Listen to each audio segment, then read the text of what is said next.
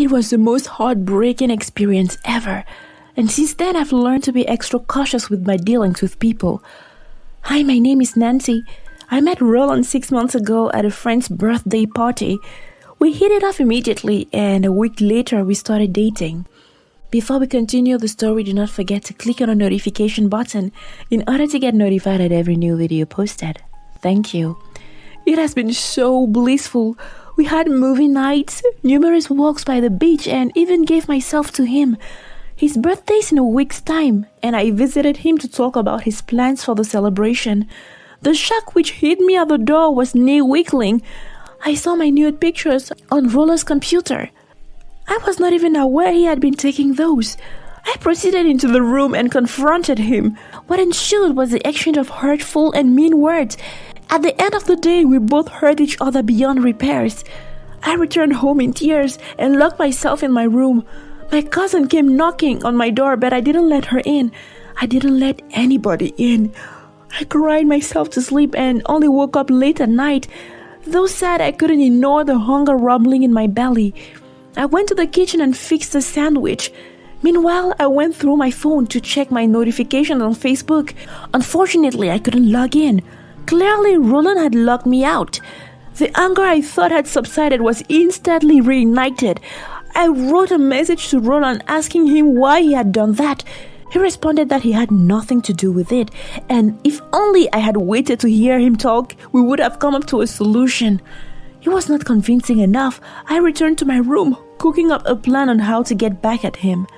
It was not my alarm clock that woke me up the following morning. It was my cousin banging on my door. "Wake up, Nancy! Are you dead? Wake up!" she yelled from outside. I woke up groggily and opened the door, still drunk with sleep. Then she pushed her phone on my face. "Have you seen this?" I stared back at shock as I was looking at my nude pictures all over Facebook. I was so embarrassed. I broke into tears. We both returned into my room. My cousin was consoling me. Later we checked and saw the pictures were posted from an unknown account. I couldn't let Roland off the hook just like that. He had to pay for what he had done. I went to the police station and explained the case to them. They sent me with a convocation letter requesting that I inform Roland to come to their office. This second day was as heated as the first one. This time, Roland put away all his defenses and yelled at me. Contrary to yesterday, where he was pleading for me to hear his part of the story, he was rather unapologetic today. Roland refused to follow me, saying he's in no man's land and there is no law. This convinced me further that Roland wanted to ruin my image. What wrong did I do to him to deserve this? I returned to the police station and explained what had happened and things that Roland said. This time around, I returned to Roland's house with 2 military men. Roland was bundled out of the house and taken to the police station. He was to undergo interrogation until the truth to be revealed. It turns out Roland was a very tough nut to crack. He maintained his confessions about his innocence. It's been a week since Roland's arrest and still no truth had emerged from him. I came one morning to go check on him and saw that he had been bailed. I asked around and I was told that his sister had bailed him out. "Why did you let him loose without telling me?" I asked the police officer. "You kept him here with no tangible evidence. Until proof of the validity of your accusations, we cannot keep him here. It's your words against his," he responded. I left the place very disappointed. I put in my heart to get my evidence.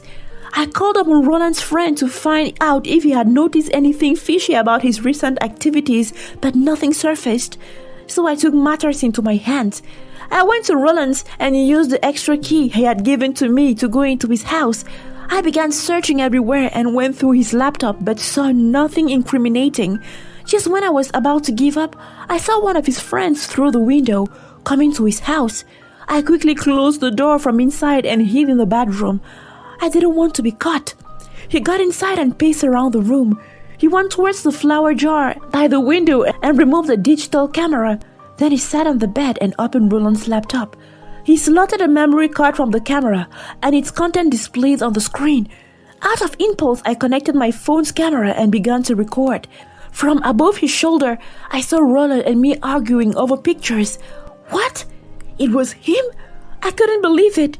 I was caught between going to confront him and stay hidden. I decided on first to be halted when I saw him move towards the window. Apparently, Roland was returning home too. This friend quickly shut everything down, took the camera and left. Shortly after Roland got in, I left the bathroom and joined him on his couch. Roland shook a little, then calmed down after seeing it's me. I was not ready for any confrontation, so I jingled the keys he'd given me in his face. Before he could talk, I told him to calm down and I explained all that I had just seen and played the video I had just recorded of his friend. We found out he was just jealous of our relationship and wanted us to break up so he could be with me. As sarcastically flattering as it was, I learned to be extra cautious with my dealings with people.